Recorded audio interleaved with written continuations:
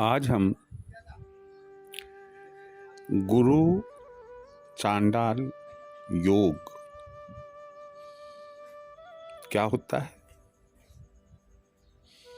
उसके प्रभाव क्या होते हैं और बुरे प्रभावों से बचने के लिए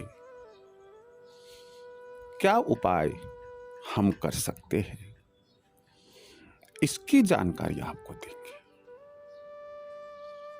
जैसा कि नाम इस योग का गुरु चांडाल योग, इसी से ऐसा लगता है कि यह एक बहुत बुरा और खतरनाक योग। किसी भी हाल में यदि जातक यानी कि व्यक्ति की कुंडली में गुरु चांडाल योग है, वह व्यक्ति सुखी नहीं रह सकता है। आप सोच रहे होंगे कि ऐसा क्यों? हम इस पर विचार करें उसके पहले आपको मैं कहना चाहूंगा, चैनल को सब्सक्राइब करें,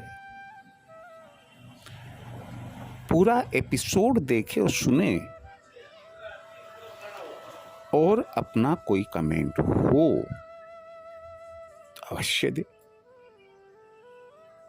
यहां जैसा कि मैंने आपको बतलाया कि जब किसी जातक की कुंडली में, किसी व्यक्ति की कुंडली में गुरु और राहु एक ही घर अर्थात एक ही हाउस, जिसे कि हम ज्योतिषीय लैंग्वेज में भाव बोलते हैं, एक ही भाव में बैठे हो, उनकी जो युति बनती है, इस प्रकार जो मिलन होता है, जो योग बनता है उनका, वही गुरु चांडाल योग के नाम से जाना जाता है। यह बहुत बुरा, बहुत खराब योग होता है। कुंडली के जिस भाव में, जिस घर में यह योग बनता है, उस जातक के उस घर को तो बहुत बुरी तरह से प्रभावित करता ही करता है, साथ ही साथ उसके प्रत्यक्ष और अप्रत्यक्ष यानी कि परोक्ष जो प्रभाव होते हैं दूसरे भावों पर, उन दूसरे भावों को भी वह बुरी तरह से प्रभावित करता है। यहां एक बात और आपको ध्यान में रखने की है कि गुरु की महादशा में यदि राहु की अंतर प्रत्यंतर दशा आती है, तब उस व्यक्ति की हालत बुरी हो जाती है, बद से बदतर हो जाती है। इसी प्रकार राहु की महादशा में अंतर या प्रत्यंतर दशा जब गुरु की आती है, तब भी वह व्यक्ति, वह जातक बेहाल हो जाता है। अब यहां सवाल है कि अगर हम इसके बुरे प्रभाव को सोचें तो देखिए, ज्योतिष में कुंडली 12 भाव बताती है। पहला श्रम के लिए तन, अगर लग्न कुंडली में, लग्न भाव में ही चांडाल योग, गुरु चांडाल योग बना हुआ है, तो वह स्वयं व्यक्ति नामालूम किन किन बुरे शोक से आदि होगा। मन और मस्तिष्क बहुत ही बुराइयां लेकर उसका चलेगा। दूसरा भाव धन का होता है, उसके पास धन का आगमन अगर अचानक हो भी गया है, वह उसे अधिक समय नहीं रोक पाएगा, और अचानक जितना धन आया है उससे कहीं ज्यादा धन उसका चला जाएगा। तीसरा होता है पराक्रम, बहन भाई से संबंधित। यदि यहां गुरु चांडाल योग है, स्वाभाविक है कि किसी भी हाल में बहन भाइयों से उस व्यक्ति की, उस जातक की नहीं बन पाएगी। चौथा माता सुख वाहन का है। यहां यदि यह योग बनता है तो माता के सुख में, वाहन, भूमि, भवन के सुख में बेहद कमी आती है। पांचवा शिक्षा और संतान का है। शिक्षा सामान्य से भी कमजोर, और संतान पक्ष से वह हमेशा दुखी रहेगा व्यक्ति। या तो संतान होगी ही नहीं, या संतान विकृत स्वरूप लिए हुए होगी, हैंडीकैप्ड हो सकती है, मेंटली डिस्टर्ब हो सकती है। और यदि संतान है तो संतान का सुख उस जातक को अपने जीवन में नहीं मिलता है। फिर हम बात करते हैं छठे भाव की, ऋण और रोग का है। यहां यदि यह बैठा हुआ है, पक्की बात है कि उस जातक की ऋण लेने की लालसा हमेशा बनी रहती है। रोग अगर एक बार कोई घर कर जाता है तो वह रोग मिटने का नाम नहीं लेता है, और किसी न किसी रूप में कहीं न कहीं वह रोगी बना ही रहता है।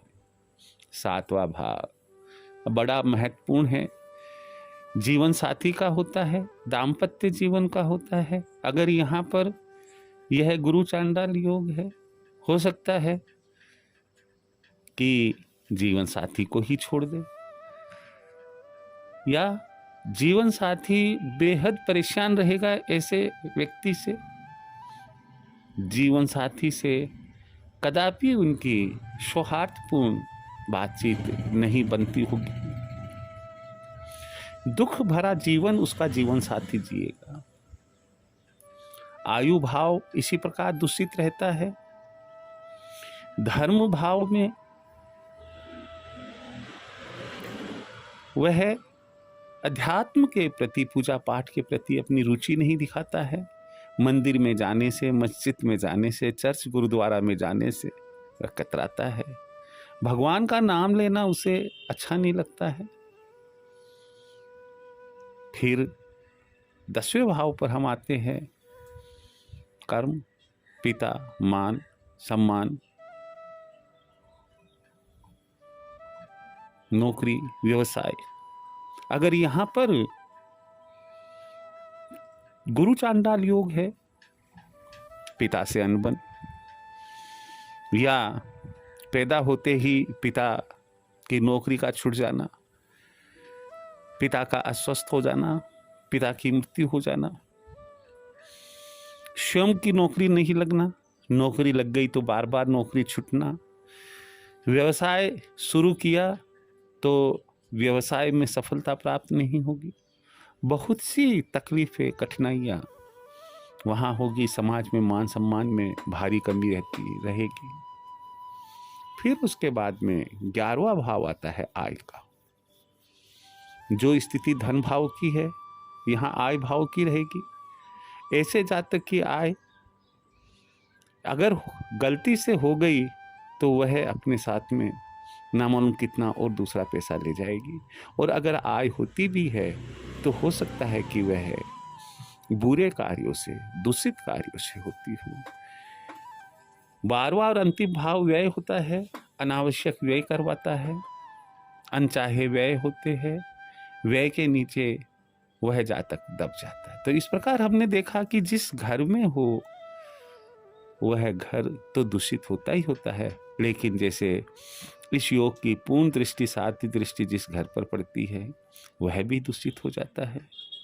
तो इस तरह से यह योग किसी भी हाल में कि उस जातक के लिए, उस व्यक्ति के लिए अच्छा नहीं माना जाता। लेकिन अब सवाल ये है कि हमें मालूम हो गया, ना मालूम हो तब तो कोई बात नहीं है। जो चल रहा है वह सब ईश्वर के विधान से चल रहा है, आप और मैं कुछ भी नहीं कर सकते हैं। लेकिन अगर मालूम हो जाता है कि हमारे कोई बीमारी है, हमारे कोई रोग है, तो हम निश्चित रूप से किसी फिजिशियन या किसी सर्जन के पास में जाते हैं और उनसे कहते हैं कि डॉक्टर साहब, यह रोग है मुझे, अब बताइए कि मैं क्या करूं। तो वो मेडिसिन लिखता है। ठीक होना नहीं होना वो बात अलग है, लेकिन मेडिसिन हम लेकर आते हैं, दवाई लेते हैं और हम काफ़ी हद तक ठीक भी होते हैं। यहाँ पर भी यही चीज़ है कि हालांकि विधि का विधान तो नियत है, नियति के विपरीत आप और मैं कभी भी नहीं जा सकते हैं, लेकिन हम बुरे प्रभावों से काफ़ी हद तक बचाव कर सकते हैं। गुरु चांडाल योग यदि हमें किसी पंडित जी ने, किसी अच्छे पंडित जी ने बताया है, या आप स्वयं जानकार है और आपको मालूम पड़ गया कि मेरे गुरु चांडाल योग है, तो ऐसे केस में क्या उपाय हम करें कि जिससे इसके बुरे प्रभाव से बचा जा सके। पहली बात है कि हम नियमित रूप से हल्दी केसर का तिलक अपने माथे पर लगाएं। दूसरा उपाय है गुरुवार को पीले वस्त्र पहने और पीली वस्तु का सेवन करें।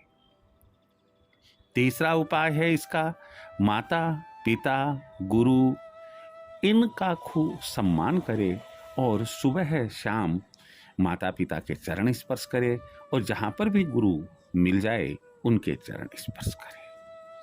अगला उपाय है राहु का जो मंत्र है, ओम राम राहवे नमः, इस मंत्र का आप जप करते रहे। अगला उपाय है हर मंगलवार को, प्रत्येक मंगलवार को आप हनुमान चालीसा का पाठ करें और यदि हो सके तो सुंदरकांड का भी पाठ करें। प्रत्येक बुधवार को बहते हुए जल में सूखा नारियल, पानी वाला नहीं, जिसको गट वाला नारियल जो बोलता है, प्रत्येक बुधवार को बहते जल में सूखा नारियल प्रवाहित अपने हाथ से करें। अगला उपाय है राहु से संबंधित वस्तुओं का आप दान करें। अगला उपाय है माँ सरस्वती की पूजा करें, क्योंकि राहु की जो देवता है वह श्री माँ सरस्वती है और इनके बीज मंत्र ऐन, ऐ के ऊपर एक बिंदी लगती है, उसे बोलते हैं ऐन। ये बीज मंत्र है माँ सरस्वती का। आप किसी भी शुक्ल पक्ष के गुरुवार से उत्तरमुखी होकर एक माला इस मंत्र की करें। अगला उपाय है शनिवार की शनिवार, प्रत्येक शनिवार को आप मुट्ठी भर कोयला बहते हुए जल में प्रवाहित करें। कई बार ऐसा होता है हमारे आसपास के इलाके में बहता हुआ जल नहीं है, लेकिन यदि आपके घर के बाहर या कहीं पर नाली बह रही है, कोई नाला बह रहा है, आप उस नाली या नाले के अंदर जल प्रवाहित कर दे। सबसे महत्वपूर्ण बात और मैं बताने जा रहा हूँ वह यह है कि गुरु चांडाल योग में संभव हो सकता है कि जातक के अपने से विपरीत जेंडर के साथ कोई जो बाहर का है, दूसरा है, कोई गलत संबंध हो सकते हैं। आप इस बुराई से बचें। मसलन अगर आप पुरुष है तो किसी बुरी स्त्री के साथ में, अपनी पत्नी के अलावा अपने किसी बुरी स्त्री के साथ में कोई गलत संबंध हो सकता है, आप उससे बचें। अन्यथा आप ना घर के रहेंगे ना घाट के रहेंगे, आप रोड पर आ जाएंगे और आप का हाल बेहाल हो जाएगा। आपका मान सम्मान पूरा खत्म हो जाएगा और आप मानसिक रूप से बहुत जबरदस्त रोगी बन जाएंगे। आप और एक बात ध्यान रखें, कोशिश करें कि आप झूठ ना बोलें। आप किसी के साथ भी गलत व्यवहार ना करें, किसी की निंदा ना करें, किसी की बुराई ना करें। शाम के बाद में आप घर के बाहर ना निकलें। शाम के बाद कोई भी महत्वपूर्ण डिसीजन, निर्णय ना लें। यदि हम इन सब चीज़ों में से कोई भी चीज़ अपना लेते हैं तो मुझे विश्वास है कि आप गुरु चांडाल योग के बुरे प्रभाव से काफ़ी हद तक बच जाएंगे। मैं ईश्वर से प्रार्थना करूंगा कि यदि किसी भी जातक को जो ये मेरी बात सुन रहा है गुरु चांडाल योग है, परमात्मा ईश्वर उसकी रक्षा करे, सद बुद्धि दे, व्यापार में, नौकरी में बरकत दे, माता पिता से अच्छे संबंध बनाए रखे, दाम्पत्य जीवन को सुखी बनाए रखे। जय श्री कृष्ण।